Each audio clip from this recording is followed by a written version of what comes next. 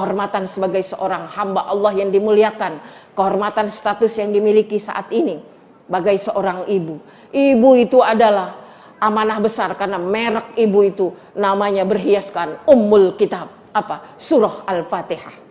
Ummul Qura Makkah Al-Mukarramah. Ibu, ibu, ibu. Ya, kalau udah disebut ibu, seorang anak nggak lihat jabatan ibunya, tapi yang dilihat adalah ibunya benar-benar waras apa kagak. Iya kan?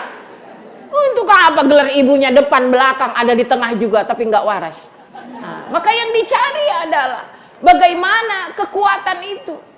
Nah, yang kedua, prinsipnya adalah terakhir ketika nanti kita menghadap Allah Subhanahu wa taala, hal jazaul ihsani illal ihsan. Kenapa ihsan? Ya ihsan karena Hasan suami saya. Ihsan itu apa? Adalah label yang paling tinggi dari sebuah nilai kebajikan. Jadi orang kalau udah ihsan, tak punya pamrih, memberi tak mengharapkan balasan. Iya, tak mengharapkan balasan. Jangankan dibalas, enggak ada ucapan terima kasih pun, dia enggak kesel, diberi aja. Karena yang dilakukan sudah ihsan. Kalau tarapannya masih Hasan, terima kasih dong. Diberi nggak terima kasih, itu masih Hasan. Ya, ya. Tapi Hasan saya nggak kayak gitu. Ya, ihsan, ya, memberi tanpa mengharapkan balasan, mengambil, ya, tidak sesuai porsi yang seharusnya diambil. Itu ihsan. Mengambil tak sesuai porsi yang diambil, secukupnya aja. Atau ihsan itu tidak mengambil yang seharusnya menjadi haknya. Berangkat dari mana? Dari kesadaran penuh. Kenapa? Sesungguhnya tidak ada manusia ini yang rugi ketika dia memberi.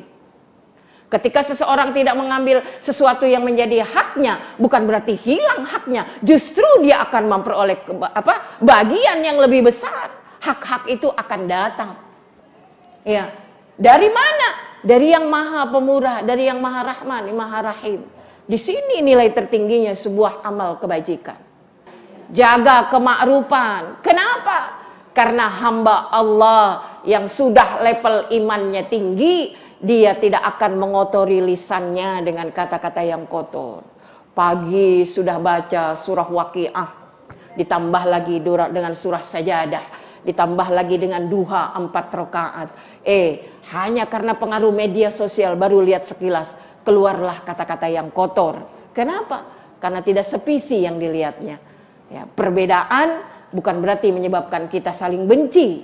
Perbedaan bukan berarti menyebabkan kita tak ada persatuan lagi. Banyak hal yang mesti kita jadikan tolak ukur yang paling utama, yaitu kita pegang teguh amanah dimanapun kita berada. Wallahu a'lam bishawab.